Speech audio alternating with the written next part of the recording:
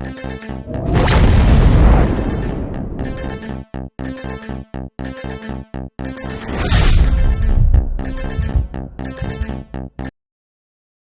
Norms جو پرانی چل رہی ہیں وہ درست ہیں. ایک اور میں چلے آپ کی ویڈیو کی وساطت سے ایک امت کو تحفہ دیتا ہوں جو کئی ان میجورٹی کو پتہ ہی نہیں, شاید علماء کو بھی نہیں ہے مسئلہ پتا, کیونکہ یہ اس دفعہ بھی یہ مسئلہ ہونے والا ہے.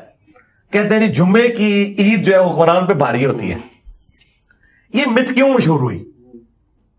اگلے زمانوں میں جمعے کی نماز حکمران نے پڑھانی ہوتی تھی, ٹھیک ہے.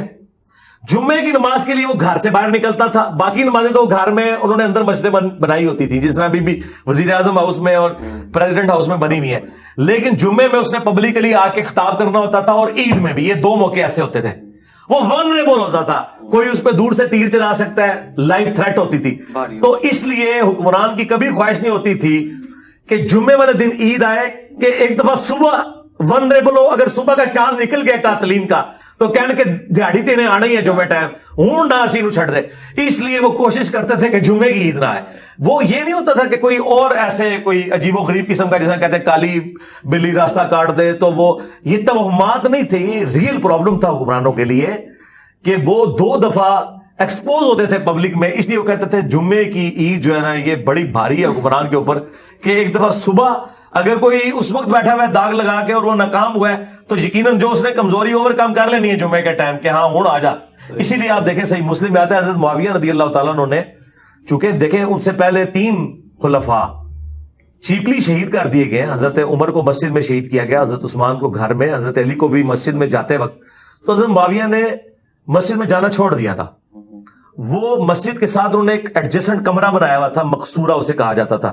جس طرح خان صاحب آج کل کنٹینر میں بیٹھ کے, یہ خان صاحب کا مقصورہ ہے جس میں انہوں نے بلٹ پروف شیشہ, میرا خیال جیب سے تو نہیں لگوایا ہوگا, گورنمنٹ کا ہی لگوایا ہے. تو اگر اپنی جیب سے لگوایا تو پھر تو بہت اچھی بات ہے.